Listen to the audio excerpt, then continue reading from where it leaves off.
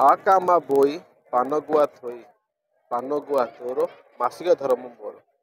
आज पवित्र कार्तिक पूर्णिमा यहाँ देखिपे कटक गड़गड़िया घाट में आज एक पवित्र कार्तिक पूर्णिम डंगा भसैया श्रद्धालुंर भिड़ लगी जाए। कहवा श्रद्धा मैंने देखिपे सका बड़ी भोरू आज ये गड़गड़िया घाट में क्यों भाव में भिड़ लगी समस्ते आसुंच जो पवित्र डंगा को आज ये बसौं देखिए छोटू आरंभ कर बड़ मैंने समस्त हाथ में डंगा रही कुनि कुनि पिला कथा कहतु माँ मान कथा कहतु भाई मान कथा कहतु समस्ते आसुंच यही डंगा भसा कार्यक्रम में सामिल होती देखिपे ये आम देखु छोट छोट पिला माने क्यों भाव में डंगा को प्रस्तुत करुँच जेहेतु आज डंगा भसा रही से डंगा भसैयापी आज गड़गड़िया घाट में पहुंचती मो सहित किसी भौणी अच्छा आम जोड़ा तमाम सहित आलोचना करवा आज आसते डंगा भसैयापी ये गोटे वर्षर अपेक्षा रही है केते खुशी लगे डंगा बहुत खुशी लगे आज्ञा बहुत खुशी लगे आम आसीचु डंगा भसैयापी बहुत खुशी लगे आज्ञा रुचि रही है देखुँ जो कलरफुल डंगा को अधिक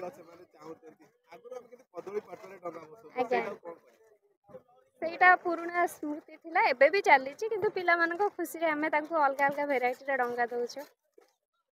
देखुथिबे के भाव में डंगा को प्रस्तुत करा जाउछि एवं जदि आमे कहिबा डंगारे जहाँ जहाँ रही है पान कथा कहतु गुआ कथा दीप कथा आप देखते के भाव में डंगा को से माने सजौचंती एवं एई डंगा को सजई से माने एई गड़गड़िया घाटरे डंगा भसौचंती आउ किछि अछंती भौणी माने आमे तांको प्रतिक्रिया नवा भौणी आस्तिले आज डंगा भसारे शामिल होइचंती केते खुशी लागोछि के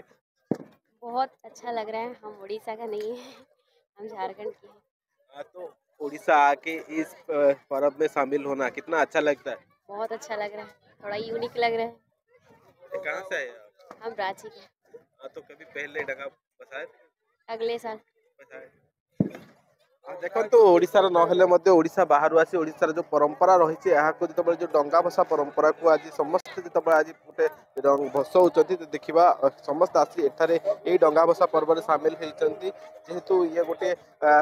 फेस्टिवल रही है वर्षर अपेक्षा रही है तो समस्ते आसी आज यही डंगा भसा पर्व में सामिल होती देखते गड़गड़िया घाट गोटे प्रकार लोकारण्य हो उठी नहीं फायर ब्रिगेड पक्षर व्यापक व्यवस्था करा भाव में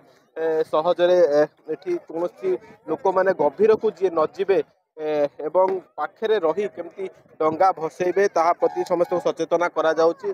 पानी अधिक रही मो सहित फायर अफसर अच्छा आम सीधा सड़क सागर कथा हवा सर जेहेतु गोटे आज डंगा भसा पर्व तो अनेक लोक समागम लगी लोक को कौन सतर्क बार्ता दि जाउची? प्रथम तो डेप्यूटी फायर अफसर कटक रु आमर ये जो चारिटा जो रेस्क्यू टीम आमर गतकाल टू डेवलपमेंट थिला आम से चारिटा टीम रे लाइफ बॉय लाइफ जैकेट एवं बोट भी आम सब ऑपरेशन ने रखी लोक मानू सचेतन करूँ माने पानी भितर जातु ना जो बारिकेड है बारिकेड भितर से माने डंगा भसाण कार्यक्रम करुले एतद व्यतीत आमर भी टीम सब माने राउंड दी क्लॉक से सब मूवमेंट करुले एपट सेपट होते लोक मान सचेतन करोले जहाँफल कि आम ये जो फंक्शन टाक आम बोईत बंधाण कार्यक्रम सुरुखुरु संपादन कर डंगा भसा पर गोटे बाली यात्रा अनेक लोकों जनसमागम लगे आम देखी केतबे अमानिया माने पानी की मध्य पलि आसता तो कौन वार्ता रही जेहेतु आम ये भी सजाग थिलु आम लाइफ जैकेट धरी पिला भी बोट्रे बसते आम जो डाकबाजी जंत्र साहाय्य सतर्क कराऊँ पानी भितर जातु ना आमर जो पहाच होती से पहाच ठिया डंगा बसातु आमर स्टाफ माने पूरा मान स्विमिंग रे भी स्किल अच्छा स्कूबा सेट भी थिला आमर जो ब्रीदिंग आपरेटस सेट भी आम रखी any type of emergency handle करता जहाँ शुणुले जहाँ प्रतिक्रिया देते जो मैंने भी आसुँच पूरा फायर ब्रिगेड पक्षर संपूर्ण एठार व्यवस्था करा समस्ते एठार मौजूद अच्छा जी भी गभीर पानी की जाऊँच बारण करोना कौटी लोक कूल रही डंगा बसैया जेहेतु आज कटक ऐतिहासिक बालीजात्रा आरंभ होती जदि आम कह कौटि ना कौटि गोटे जनसमागम एठार लगे माने दर्शकों भिड़ लगे आम अनेक समय देखीचे कि अमानिया आसी यही पानी को आसी था किंतु यार भितर कौटि ना कौटि समस्त सतर्क कराऊँगी देख पारे क्यों भाई जोटा आम परंपरिका रही पुराना कथा जो कदली पाटुआ डंगा बसा जाए क्यों भाई भाव कदली पाटुआ डंगा आनी बसने सार ये गोटे पारंपरिक कथा जदि आम कहवा ये डंगा को एबे तो कलरफुल डंगा को लोक बसुच्च किंतु ये जो कदली पाटुआ डंगा कौन कह ये तो आमर बहुत पुराना कथा कि आगुरी जो कलर डंगा नाला आम कदली पटुआ ही भसौले बट मुझे कि समस्त इको फ्रेंडली हवा नदी को पल्यूट न करी कदली पटुआ आम संस्कृति भी रहा सहित आमर परंपरा बजाय सेटा भी गोटे जिनस बिजनेस भी बहुत जन करुँच ताकू भी करवा सहित किसी मात्रा में कदली पटुआ बसैवा जहाँद्वारा कि आम संस्कृति भी रहा सहित आम परिवेश सुरक्षित रहा चाउल दुब बरकोली पत्र पान दीप धूप सब